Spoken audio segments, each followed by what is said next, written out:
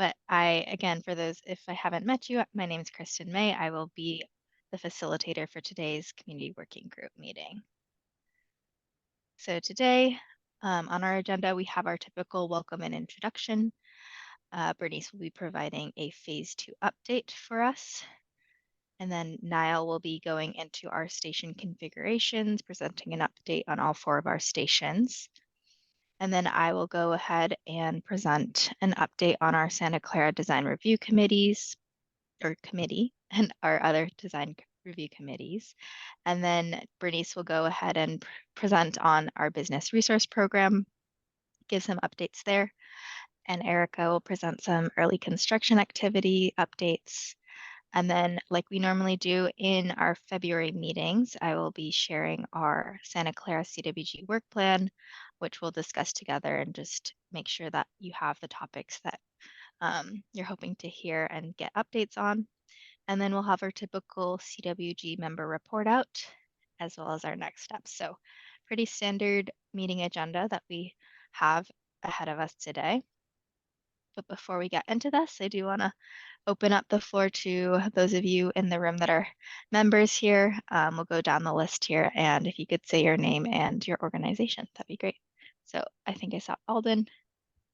Hi, everyone. Alden Smith. I'm with Holland Partner Group. We are developing phase 1 of Gateway Crossings, which will have 724 residential units and some retail space and a 2-acre public park. And construction is well underway. We should have our first residents moving in kind of late spring of this year. Awesome. Thanks, Alden. Anna. Hi, this is Anna Vargas Smith. I'm a community leader. I sit on a few different boards, Reclaim Our Downtown Chamber, Parade of Champions. Happy to be here. Thanks, Anna. I don't think I see Grace or David, but I do see Jack. And Jack is yes, if I can unmute. Yeah. Hi, everyone. This is Jack Morash. I'm with South Bay Historic Railroad Society at the old depot there at the Caltrain station in Santa Clara. So come on down and see us. Awesome. Thanks, Jack. I don't think John or Jonathan are on, nor Ron or Ryan, but I do see Todd. Good afternoon, everyone. My name is Todd Trickell. I'm with Hunter Properties here in Cupertino. We are the developer behind Coleman Highline, and we're in essence partners with Holland and Alden on Gateway Crossings. So we have a lot of vested interest in and around this station area. So anyways, nice to be here today. Thanks, Todd. And thank you all for joining us today. All right, so as a reminder for our upcoming meetings, we do have our next Santa Clara CWG meeting that will be on May 16th. But in the interim, we do encourage you to all tune into some of our upcoming BSV steering committee meetings, as well as our VTA board of directors meetings that will be covering various project related topics. This month in particular, there will be updates on the Small Business Resource Program and funding, which Bernice will share a little bit more later today. And as always, I will be emailing out alerts if there's any other meetings or milestones that arise. So keep those on your radar. And with that, I am going to pass it off to Bernice to present the phase 2 update. Hi, good evening, everyone. Wanted to give you an update on our Federal Transit Administration risk assessment. We conducted the project team, which included the program management team, the general engineering contract, VTA, and many of the other consultants working on the project, a 3-day workshop with the Federal Transit Administration and with a entity that they hire. It's a project management oversight consultant. We call them the PMOC. And basically they are a firm that the FTA, as part of the process to get federal money. They want to make sure we're delivering the project and managing things correctly. So they look at the management capacity, they look at progress on the on the project, they look at risk. So we went through every aspect of the project and focused on risk for 3 days with the FTA and PMOC.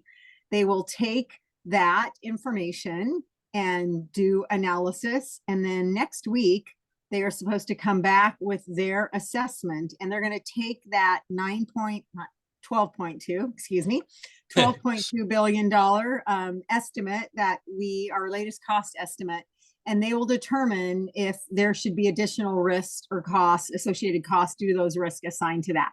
And that number that they come up with will be the number that we use to get our federal grant. So that is at the point where it's like, we've had our cost estimate, they now have done their risk assessment, and that really gets us to that kind of fixed point. All these other estimates up to this point have been like either long projections, forward estimates. As part of this application process, we're submitting 60% design. So the cost basis is based on that, and then this risk assessment. And that's what our full funding grant agreement will be based on. We can go to the next slide. So some of the things that were identified as key risks, this little diagram on the right, all throughout the project from concept and now as we're advancing into further stages of design, we have been tracking risks. And when we track these risks, we really identify like how big of a risk are they, how likely are they to happen, and what is the cost and schedule impact, right? So we go through and we have this risk register track sheet that we literally, all of the divisions meet once a month with the cost and monitoring team and go through the risk register. So some of the things that have been identified that could be really big risks are like the launch facility for the TBM. That is critical once we get that TBM, because the TBM takes about a 1.5 years to manufacture and assemble. And then to ship it, they have to unassemble it, they disassemble it, and then it gets shipped in pieces. And then we have to place those pieces in that shaft down in the ground once it's built to start reassembling it and then be able to do our tunneling. So the TBM launch facility is very much an essential element for moving forward. Other things that could pose risk would be damage to historic buildings. You know, we're doing our due diligence, we're doing all of our historic building assessments, and then we're going to have monitoring devices, but they assign these risks and then they look at all the things we're doing to mitigate those risks, right? So doing the evaluations and assessment and pre-construction assessments and monitoring it and all those things, they look at what we're doing to mitigate them, and then that's how the final risk like gets assigned. Other things that could cause the project risk are things like shortages in materials and labor, any kind of testing and commissioning delays once things are built, right? Coordinating and integrating in with the future BART system. And then once again, I said like looking at all the staffing and resources and the management capacity. So those are all the types of things that they look at. And then like we say to them, oh, we have so-and-so, like give them all our bios, this is our level of expertise. So they factor all this into their like determination of what, if any, additional risk they assign. And next slide, please. These are the steps and processes to get to the full funding grant agreement. That is basically, it's a contract between VTA and the federal government, and it determines how much money we get and how and when the distributions are. So typically you'll have certain allocations assigned for every year to whatever the end determined amount is to be. So as you see on this chart, we did the risk assessment in January, the 3-day workshop. In the next week or so, we're going to get those results. We'll use those results with our 60% engineering, and that's where we apply to get into the next phase of the funding process, which is the new starts engineering phase. Once we're into that and that's all evaluated, then we do our application asking for that specific amount of money for this project in the June-July timeframe. We give the FTA several months to review that and are aiming to have a fully executed grant agreement sometime around after the Thanksgiving holiday.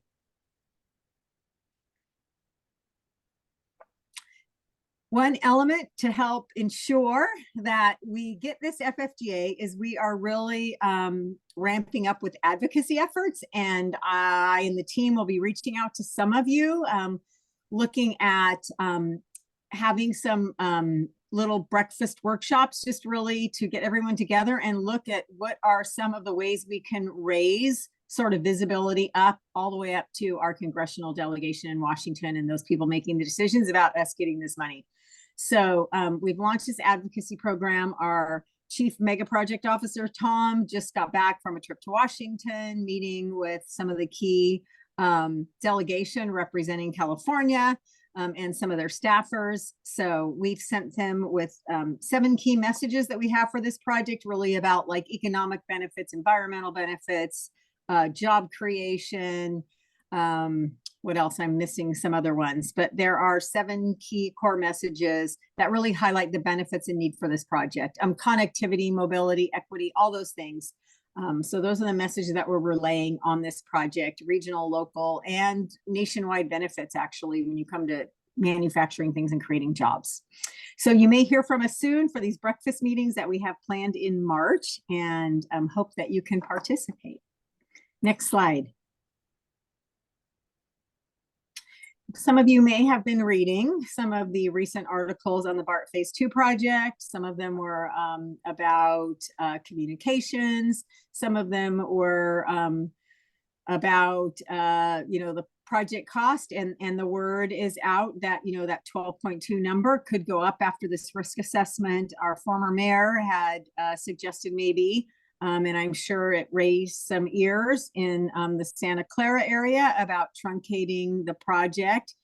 Just want to really emphasize that the current project, 6 miles, 4 stations, is the project that's been environmentally cleared. It's the project that we have the authority from our board and the BART board to proceed with. So if there were any changes, if we change it, take out a station, change the tunnel configuration again, that is a different project, which requires all new analysis, new engineering. So just really want to emphasize that it's not like you can just truncate things and keep on going. It really would delay the process another probably 3 years or so. As Tom mentioned in some of our quotes, we are moving forward with the project that we've been working on and are advancing the design to 60% right now and submitting soon. And I think our San Jose Mayor Mahan really emphasized that if we were to change things, it would really put us at risk and jeopardize this full funding grant agreement. So that's about it for in the news, and happy to answer any questions on that. I think I have one more slide. Do I have one more slide, Kristen? Yeah, there was also some conversation, and the Auditor General had put out a report about communications, transparency. Just wanted to remind everyone about the mechanisms we have in place as the External Affairs team for the project. We have our Construction Outreach Management Program, and there are 3 aspects of that. We have the Construction Education and Outreach Plan, the Construction Transportation Management Plan, which many of you are very familiar with, the one we just did for the West Portal. And then we have our Emergency Services Coordination Plan, and that's to ensure that emergency services can access every area around the station during construction. So they're very aware if there's any kind of lane closures, detours, things like that. The Construction Education and Outreach Plan, we have 2 phases of that. We have the phase that we've been implementing right now, and that is the pre-construction phase, which includes various aspects of community and stakeholder engagement. And then we have the phase of it that we implement when we get into construction. And in that plan, we really identify all of the stakeholders at various levels and the means and methods of communications and the timing about when we communicate.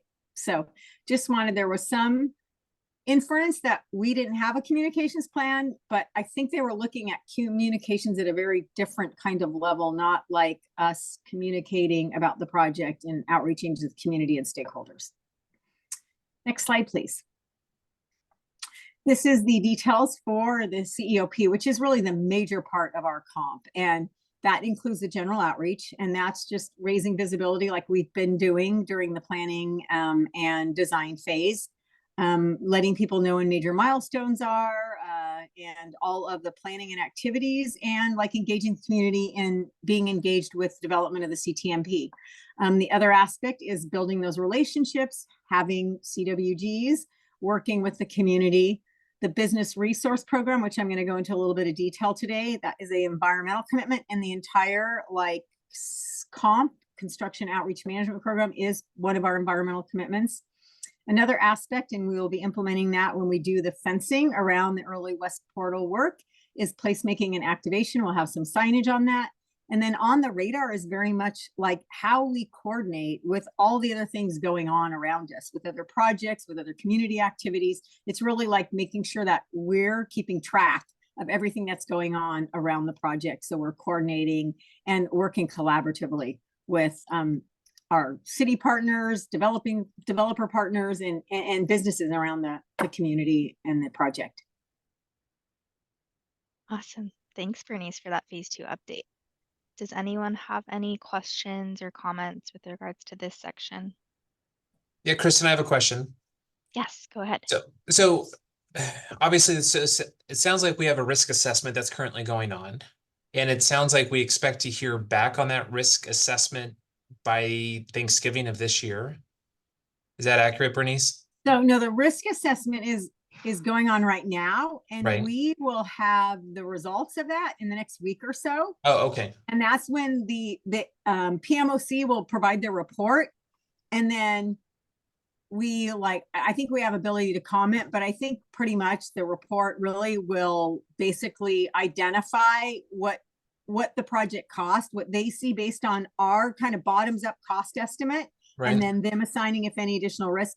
Then we use that number to advance in the federal funding process. And then the determination of us getting that grant agreement, that will happen around the Thanksgiving timeframe, sometime before the end of the year. Got it. Because I mean, my concern is that I think we all share the same concern, is that we got to have a regime change in Washington, D.C. That is why we want this executed before the end of the Yeah. year. That is the goal. That is why we're doing the advocacy. I mean, we are doing everything in our power to get this done in the current administration. So that is what these efforts are. And we're saying like Thanksgiving, actually, you know, anytime before the end of the year, but you know, things kind of start slowing down after Thanksgiving and Christmas. So we really are working diligently. And that's why we really want to like bring you in and others and look at like, do you have government relations and affairs, and like they need to hear it, not just from us, but they need to hear from the development community, from the business community, how important this project is to Right. Santa Clara. Yeah, agreed. It's just we have a lot of work to do in a short period of time here. We do. Yeah. Yep. Totally agree. Thanks for that question, Todd. Any other questions or comments? I just wanted to thank everyone looking into Licardo statements that he's been making during his election year, and for just reassuring us that the project is not at risk for Santa Clara. So I appreciate you looking into that in greater depth. Thanks, Anna. I do have a quick question on the construction Yeah. transportation management plan. I understand that there's already one approved and in place now for the early work. And last I heard, I might be a little out of date on this, the one for the primary phase of construction was still in process. Can you provide an update on that, where that stands? Yeah, we will have several CTMPs for each area of major work. So I think the next one we're working on is the East Portal. Then we're working on 28th Street, Little Portugal. Then we're doing downtown. I'm not sure where we are, but Diridon's in there for the next one after that. So we're basically doing those as we have better information, as the design advances by the contractor on the means and methods. So right, the first thing they worked on in advance was preparing the West Portal, right? Because that was the first work that needed to be done. So we did that first. And now they had to look at some things on the East Portal, and we knew that information. So that's next. And then we'll be going to downtown because we're getting that information on more of their means and methods. So they have to advance the design enough so that they can identify how they're going to deliver it before we can do the construction transportation management plan. So we're basically following sort of how and where design advances, but each area of major work will have a construction transportation management plan. And we have a graph, and I don't know, maybe we can send that after this meeting. It shows where all the different CTMPs will be. Got Yeah, it. and just to chime in on that, Alden, I think you're asking about the major construction at the West Portal. And as Bernice mentioned, you know, internally the team has to work through, the contractor team has to work through details before we can begin to develop that. So we have not yet started the major construction CTMP at the West Portal. So that will be beginning likely later this year, but we'll definitely engage you. And when we know the time frame in particular, we'll be sure to let you know. Great, thank you. I'm sorry, I didn't capture that quite right. Thanks, Erica. I was thinking overall, but yes. Thanks for that question, Alden. Any other questions or comments in this section for phase 2? All right, if nothing else, we'll move along to our station configuration update by Niall. Hi, good evening, everyone. I'm Niall Ledbetter. Yes, so we have updated station site plans and kind of wanted to walk everyone through those changes across all 4 of our phase 2 stations. So we'll start with 28th Street Little Portugal and kind of make our way down the line and end up at Santa Clara Station, which is probably the one you're most interested about. So for each of these, we'll show you kind of what the previous configuration was on a site plan. So with that 28th Street Little Portugal station, you can see the concept included a circular head house above ground on the southwest portion of the site. And with the entrances, we're coming in from the roadside and then also east from the garage. All of these will also show you where vent shafts are. They're the gray little locations. So on this one, you can see one on the northeastern corner, as well as there was going to be a round circular shaft in the community plaza. And the back of house facilities are actually all below ground under this future community plaza, which required this vent shaft to be within the center of that plaza in the previous design. So with the updated configuration, we actually have a square station entrance building above ground. This is actually to better orient itself with the grids of the plaza and the street frontage as well. And then with that, the station shaft below ground will actually still be circular. So it's just the station head house that will be square at this point. The configuration again, maintain entries, same sides from the garage as well as from the streets. And the big change here is the back of house facilities, now shown in yellow, have actually moved from below the community plaza to be at grade, just north of the station entrance building right there. And that will now house the new required ventilation facility. And that actually does eliminate the need for the vent structure to be in the middle of the plaza. So that opens that up a little bit right there, which is great. The setback of this back of house, you can see from the street, is there to enable future retail and development fronting 28th Street. And that aligns with the design development framework vision set by both the City of San Jose and VTA's real estate and transit-oriented development teams that are working on it. And then with downtown San Jose BART station, this is looking at the old station design right here. The configuration, again, it had 2 station entrances along the north side of Santa Clara Street. And then the station platforms actually will be below Santa Clara Street and accessible from the ground level and then down via concourse to the levels below the ground. And then if we take a look at the updates here, as you may have heard, actually, VTA has studied and confirmed that the elimination of the secondary station entrance building, which just disappeared in between 1st and 2nd Streets here, was determined that with the projected ridership, it could still be accommodated with the primary station entrance building. So that has been removed from the configuration designs. The latest design of the downtown station, it still includes an eastern concourse within the tunnel, and then there will be a knockout panel, there, that would facilitate a future connection to a station entrance on the south side of the street. But that's something the City of San Jose is continuing to study and pursue separately from our VTA's BSV2 project right there. Then with the Duradon station, the previous station design included a circular station entrance building above ground here as well. with below ground back of house facilities, which extended much of the block between Cahill Street and Montgomery Street. And then this design also included a west vent facility located at White Street and an east emergency egress facility at the corner of Santa Clara and Barack Obama Boulevard, both shown in gray on that image right there. So with the revised configuration changes, the station entrance building became square. It became a square design as well, which again will better align with the surrounding urban environment. And then the back of house facilities also have come above ground, shown in yellow.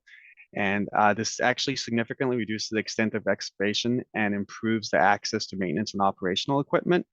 And then this new at-grade back of house building also houses bike stations and being designed to accommodate a small amount of future retail, which is something that we're excited about there as well.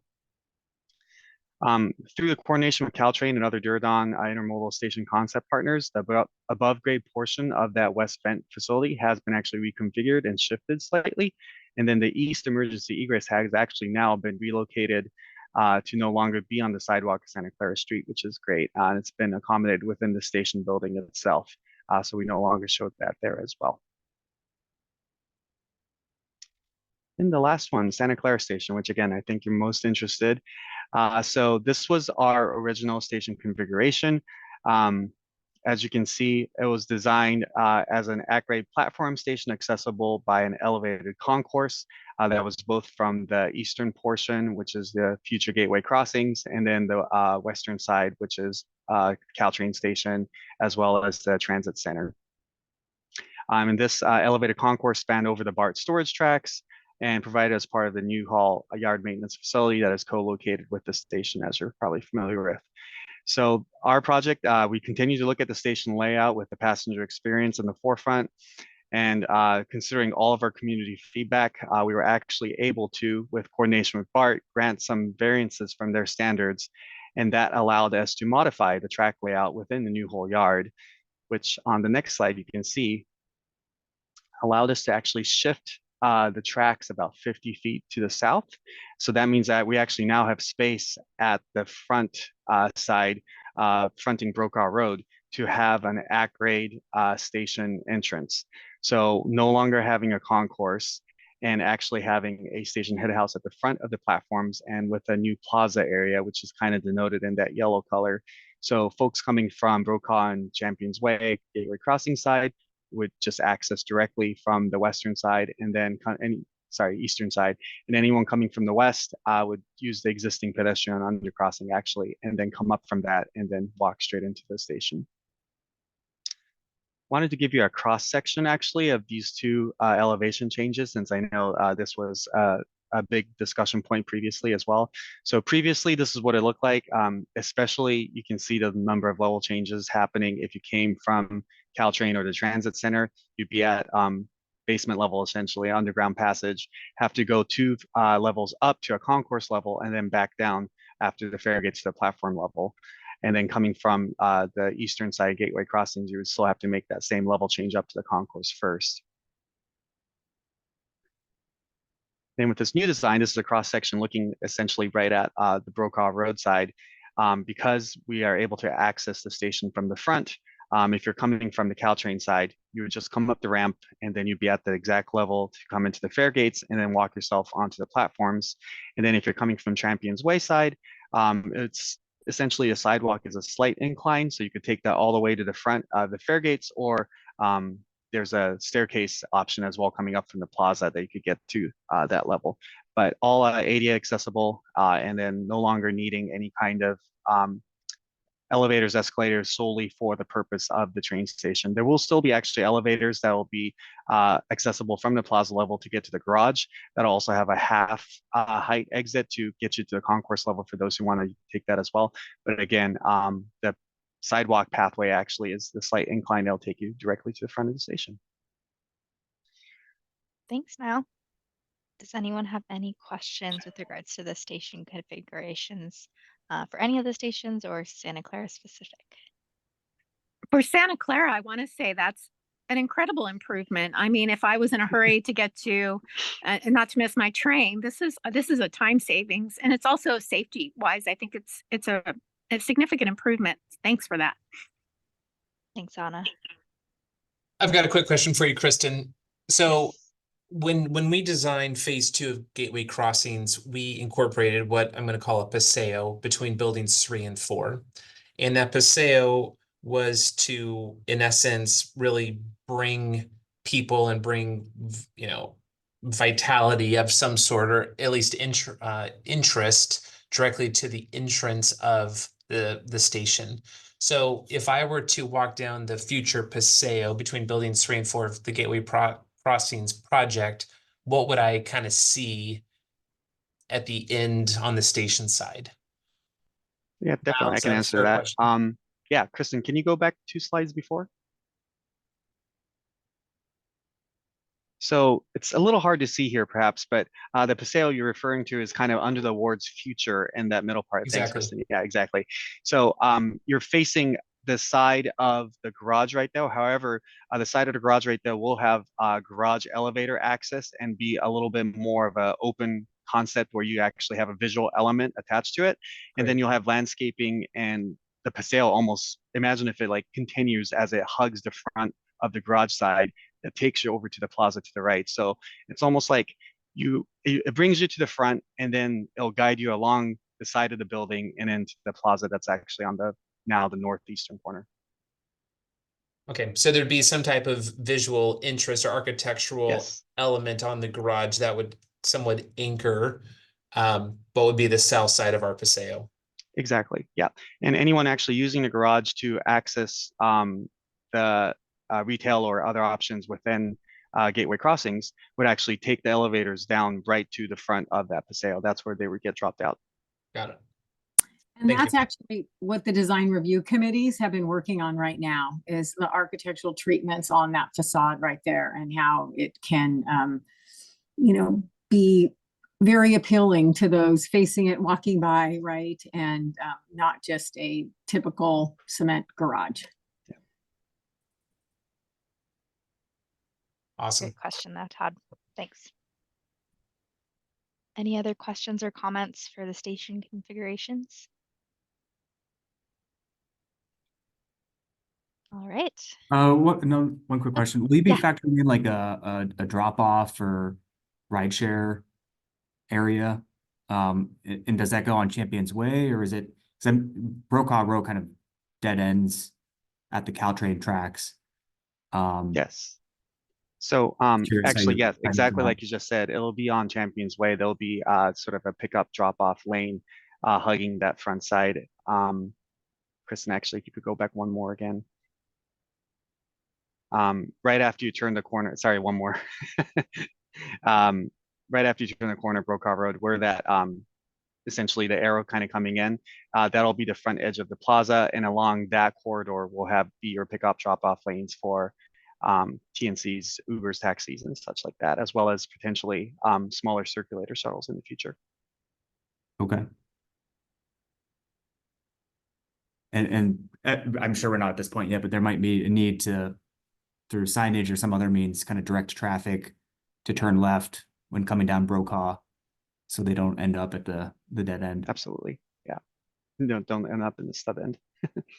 Yep. Okay. Thank you. Well then. Any other questions for station configuration? All right. If not, we'll move on to our Santa Clara Design Review Committee recap, which is a great tee up from our conversation just now. So thank you for those great questions. So as we committed to do in our environmental document, VTA's BART Phase 2 Design Review Committees for each station were really created with the intent for community leaders as well as government partners, like some of yourselves in the room, to provide some important input to our BART Phase 2 Extension Project team, specific to select the future BART stations. So in 2021, we had our first round, which focused on the discussion and feedback on the look and feel of the station elements. And this was shared with the public, VTA, BART, and the cities to receive input on the station RFPs. And round 2 actually launched a few months ago for Santa Clara, and with a focus on further discussions of specific station elements following the station configuration changes that Nal had shared. So as mentioned, our design review committees for each station were created with the intent for engagement and feedback from community leaders and local government partners on these specific select visual elements. And these visual elements are meant to fit within the project parameters, including project budget, BART facility standards, and O&M requirements. And over the past few months, we've been holding a series of Santa Clara Design Review Committee meetings. Some of you have been involved in that. And the DRCs were created for us to provide that space for feedback and input and to integrate it into our design. And these Santa Clara DRC meetings are currently going on. We actually have one next week, and they're held prior to the other 3 VTA BSV stations in order to integrate input into the 60% design that stemmed from the station configurations. And for this second round of Santa Clara DRCs, we've been looking for input on 3 main elements: the station and platform canopy configurations and the integrated parking structure facade, which were all required for that 60% design review. And there have also been and will be discussion on the public station area and landscaping, which includes trees, plaza, lighting, and furniture, station signage, as well as retail kiosk and bike facility locations. And we've met with our Santa Clara DRC members 4 times over the past few months. And we will be meeting again next week, like I mentioned, just to discuss some of those updated design iterations. There will also be a series of online and in-person engagement that will happen in the spring, and we will be having further DRC discussions in the second half of 2024 on aesthetic concepts as needed, with the understanding that the items of discussion will be within the cost of the project. Also wanted to just share a brief snapshot, although still to be confirmed, that we will be having our second round of DRC meetings for 28th Street, Little Portugal, downtown San Jose, Huron stations this coming spring. And we're going to have different scope elements that need to be looked at further, but mainly focusing on some of those architectural and aesthetic treatments, floors, and art locations as some of the topics there. So that's a little overview on the DRCs, but I do want to open up the floor if you have any questions or comments with regards to that.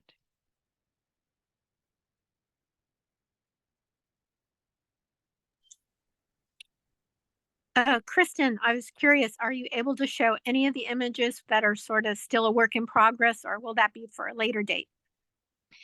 Unfortunately, that'll be for a later date. I know that the architecture team, as you are aware, are actively Yes. working to integrate a lot of the feedback that was provided in those meetings. And so once we get to a more substantial point, we'll be happy to share those. And like I've mentioned, we'll have that huge public engagement, both online and in person opportunity for folks to provide feedback. So we'll be sure to share updates.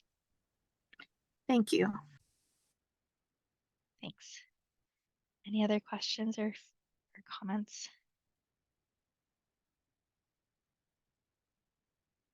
All right.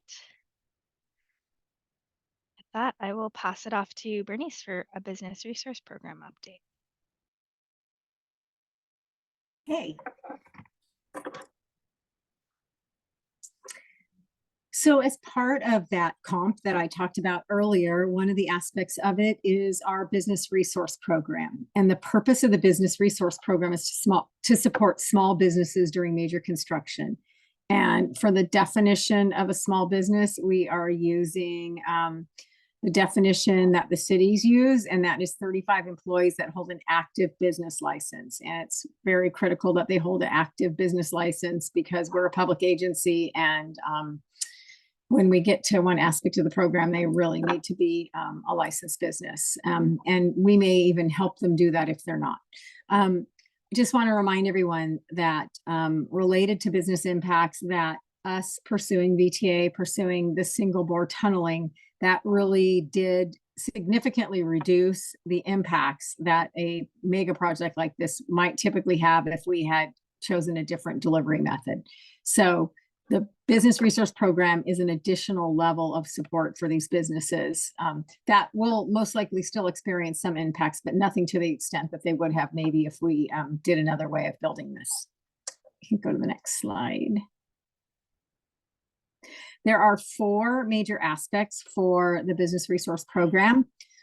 We worked with our small business task force and did interviews and did analysis. And one thing that was expressed to us was signage and wayfinding and how important that was during construction. So we will have a very comprehensive signage and wayfinding program. Initially, part of that will even be some of the branding on the fencing, so people are aware this is a VTA BART Silicon Valley project, and I think we have opportunities for some of the other businesses to get some branding and signage in various spots as we begin construction, and then we will very much be doing signage and wayfinding if there are any lane closures and roadway impacts or parking, so that people know that those businesses are open and they know how to get to those businesses. Another element of the program is shop local marketing. We are doing a comprehensive marketing campaign to really raise visibility of those businesses in the construction corridor, let everybody know that they're open. We will be doing contests, getting points and things, like they'll have a little bingo card, getting points for that, going and supporting that business, and prizes. And then we'll be doing storefront signage, like decals saying that they're participating in the Eat Shop Local program. And so it will really raise visibility. We'll be advertising different things through our website, our buses, our bus shelters. So using all of the mechanisms we can to raise visibility. Another important arm of this program is the Small Business Resource Connections and Support. And in that, we are engaging some of the community-based organizations to help some of these small businesses who have expressed saying that they would really appreciate help building a website, help using social media, help in how to maybe even keep their books, how to buy advertising. So we're going to hold sessions, and we're working collaboratively with the Small Business Task Force to identify those community-based organizations. Some of them have already been involved. But one of the first things after we implement the program will be to reach back out to them and find out what services they might have that they can offer to these small businesses. Last, but definitely not least, is the direct financial assistance. This is what we're going to be going to our board to really fund, and we're asking for a total of $15 million over 5 years of major construction, which will really kind of be a rolling kind of time frame for different areas. And this budget, 83% actually will go towards the grants, and the other 20% will primarily go to support those other 3 areas for the marketing, shop local signage, and we will be providing financial support in way of payment to the community-based organizations providing the other services for technical support. This is our schedule. So we are going to be going to the board. We have a workshop on February 23rd where we're going to really go over this program in detail. And then we're going to be asking for the board's authorization to fund the program with the $15 million in March at the March board meeting. Soon as we get that approval, we will then start implementation of the program and have many aspects of that program, the 3 arms, other than the financial grant program that begins when that major construction starts. We'll be implementing those other elements and getting all the businesses to basically opt in. We'll start reaching out, interviewing, understanding their business hours, delivery patterns, and all the ways that they operate. Thank you, Bernice, for that business resource program update. Does anyone have any questions or comments on this section? I have a question. This is Anna Vargas Smith. On behalf of the chamber, I was curious, are there any Santa Clara businesses in the area that are impacted that are going to be part of this resource program? Is there a list or? We do have a list, and there's just a couple, I believe, that are small businesses. And I think, I'm not sure if the ones close to Avaya Stadium, that's San Jose address, or if that's Santa Clara, I can't remember. But there were a couple, I think, like it's everything within 500 feet, basically, is how we've kind of done the catchment area. And I can definitely check to see which ones fall in that have Santa Clara addresses. We did it more around the station, so I can't remember specifically which ones are San Jose and Santa Clara, since the station crosses both cities, but I can definitely pull out which ones are. And yes, and for the other programs, like we're not going to really draw a hard line. Do you know what I'm saying? Like we're using this as the basis for the program, but we plan on making this kind of very nimble, because we would not want to say, oh, you're a block away, so you can't be included. So we're really going to monitor the project activities, and we will know if there has been major traffic, like backups or something related, and people don't want to go in the area or something, of what the impacts might be. Is it possible to have to share those Santa Clara businesses with me? Yeah, absolutely. We'll look up the Thank list. you. We have them. Yeah. Thank you. Thanks, Anna. Any other questions or comments? All right. We will move along to our early construction activities. Going to pass it off to you, Erica. Great, thank you. I know we let you all know when it happened, but wanted to reiterate again that VTA has now purchased the tunnel boring machine late last year that we'll be using for the project. It is now being designed, and it will be constructed in Germany, where it's being manufactured, and then it'll be disassembled and shipped here to be reassembled at the New Hall Yard before it's launched. The machine is $76 million, and we will be more than 53 feet in diameter. You can see general height of a tree of 20 feet versus the diameter of the tunnel. It's of the machine and the tunnel. It will be quite large. So it's a very exciting milestone that this has happened, and look out for a tunnel boring machine naming contest that we will be hosting in advance of the arrival of the TBM. So we will let you know more details about that in the near future. Tied into that, in preparation for the tunnel boring machine arriving here in Santa Clara County, we will be beginning early work construction in the new Hall Yard property sometime in the next quarter of this year. We still don't know the exact date, and we'll be sure to let you know when the exact date is nailed down. But a reminder of some of the activities that will be occurring there is the grading of the site and the development of some of the facilities on the site there. The tunnel lining factory will be constructed and begin to operate, as well as the tunnel lining segment storage area and the grout plant, as well as the excavated material bin will be constructed. In addition, once we get going on this early work construction, we'll be having a groundbreaking event that we will be inviting the community working group members to. And so we will be sure to share details with that with you as we get closer and more details are available. With Thanks, that, be Erica. happy to take any questions.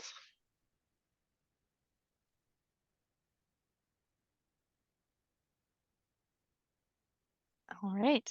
If there's no questions, we'll move along to our CWG work plan. Thank you, Erica, for that early construction update.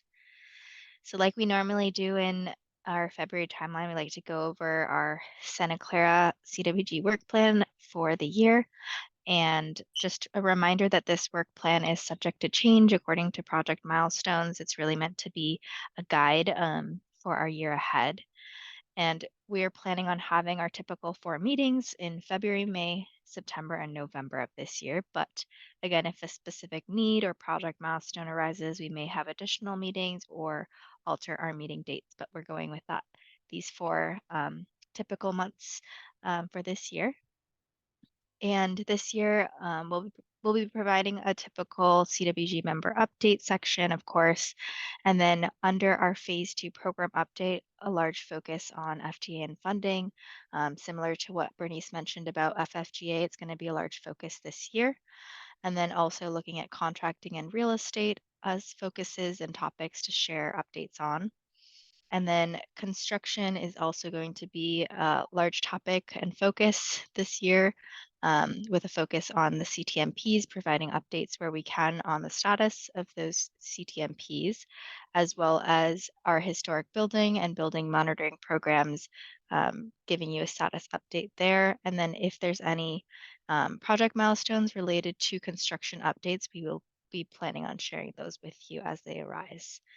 And like we have been doing, partnering with some of you actually to boost some of our community engagement and get out there in the community.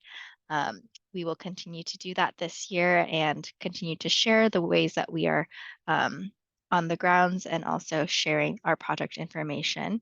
And Bernice also mentioned our project advocacy push, and so we're hoping to share some of those updates with you all. And again, an emphasis on our business resource program, so sharing those updates with you where it arises.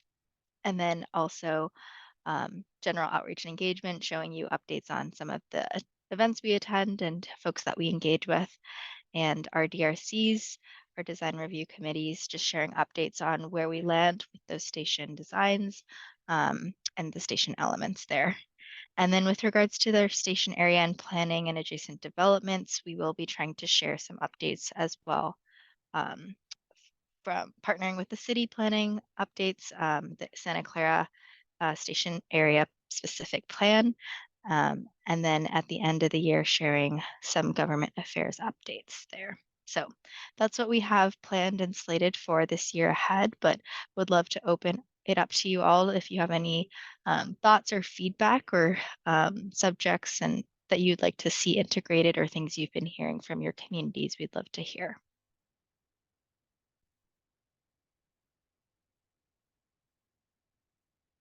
Kristen, with the event of elections and everything, is your organization or your outreach group getting invited to some of these mixers in the community? Or are you meeting with some of the candidates? Just curious. We haven't done so just yet, but we can have that on our radar. We'll look into that. Thanks for that suggestion.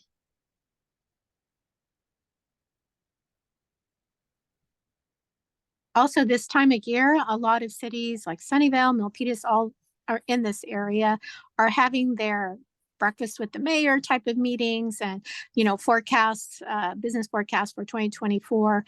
I was wondering if you're also engaging to make sure you're a topic on some of their event agendas. It's a good recommendation. We will look into that. Thank you, Anna. Yes, Mike. Yeah, just wanted to add one piece on outreach.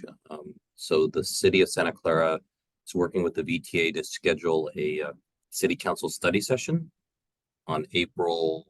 Look, I think we're tentatively scheduled, but it's, we're hope to have it on April 23rd. So just wanted to mention that to this group. Please stay tuned. Once we finalize that, we can certainly, obviously the VTA will know. They can. Would hope you guys can send out a notification to that. So. It's going to be a study session where the project's presented back to the council. Our council's seen it several times, and really just had kind of a similar, I would imagine a similar update to what you saw today. I just wanted to make sure everybody heard that. Thank you. Awesome. Thank you, Mike, for that update. We'll keep that on our radar. All right. Any other questions, comments, or suggestions for our work plan here? If not, we can move along to our CWG member report out. So before we get into that, I did want to share that we've actually updated and revamped 6 of our project fact sheets, and we'd love to partner with you as we launch and distribute these resources. So I will be distributing, I'll be following up with you later this week and sharing links to these fact sheets for you to share and distribute within your communities. But we'd love to have you partner with us as we get the information out there and get folks engaged and informed on our project. So thanks in advance.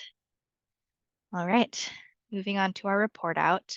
So we'd love to hear ways that you've been sharing project information with your communities, and also if you've been hearing anything specific with regards to the project, any concerns or specific interests. So if you have anything to share, we'd gladly receive that.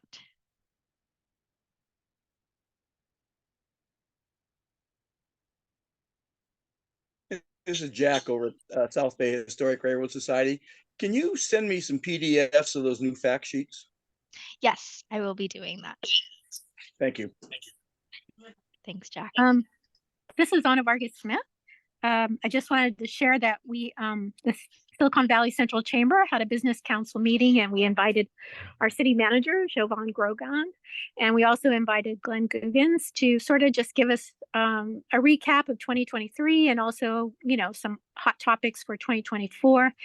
And it was very successful. It actually ran a little long. We all had a lot of questions. We I believe wanted to make sure that BART was also part of the March. I haven't seen a date on it yet. Maybe Michael can help me with the date. The priority setting, a session that we usually have this time of year, and many in the community leaders also show up to add to that priority session meeting. So I highly recommend that.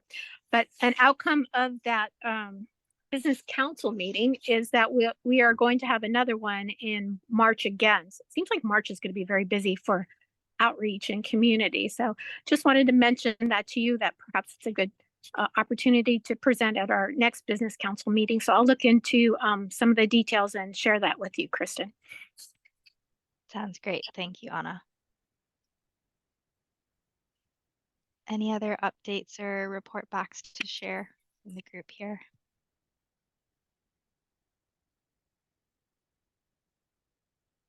All right. I do have maybe more of a question than a Yes. report, but I guess on our end, we're just kind of anxiously awaiting the actual start of construction. And sort of better understanding the impacts of that. I appreciate certainly the outreach through this group and the email blasts. Do you have any suggestions as to how to get kind of more granular, up-to-date information as we get closer to the start of construction and what those activities are that will be going on around the station area? Yeah, so actually closer to the start of construction, we actually have we'll be having briefing meetings, just keeping stakeholders engaged and involved in what they'll be expecting. And so be on the lookout for that, but stay tuned as we don't have an exact date at the moment. Okay, thank you. Oh, just to expand on that, Alden, I was going to say you can reach out to Niall or myself at any time and we can let you know. But we have it on our radar, planning to meet with you once we have more detailed on the timing. As I mentioned, we're still kind of trying to refine that and don't have exact dates yet, but we will definitely be in touch when we have exact dates. Okay, yeah, thanks, Erica. And can I also add that as part of that CEOP that we talked about, we identify all the stakeholders and then the means and methods. And so there will be various mechanisms that will proactively reach out to all the involved stakeholders and everybody on the CWGs, like prior to construction beginning. Like we have a routine like we did on phase 1 where we send out ongoing like construction notices, and on those construction notices they'll say like what's the activity, what's the time, what's the duration, what kind of equipment is used.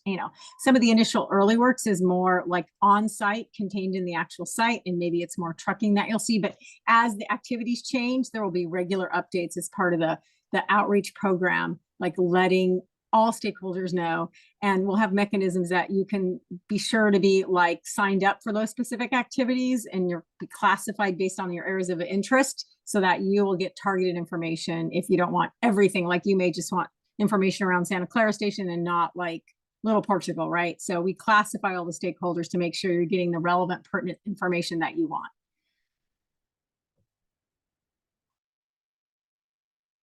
Great, that's helpful. All right. There's no other questions or report backs, then we'll move along to our next steps. So our next meeting is May 16th. And we're planning on providing a phase 2 update as well as some updates on our construction activities and our community engagement. And so we'll look at our project milestones closer to date, of course, and share what we can. But in the meantime, we will be in contact if there's any, meetings to share or project updates. So be on the lookout for that. And again, appreciate your time today, and we'll end 28 minutes early. So hope you have a great evening all. Have a great weekend. Thank you so much. Thank you. Thank Bye, you, everyone. everyone. Nice to all. see you. Take Thank care. you, everyone.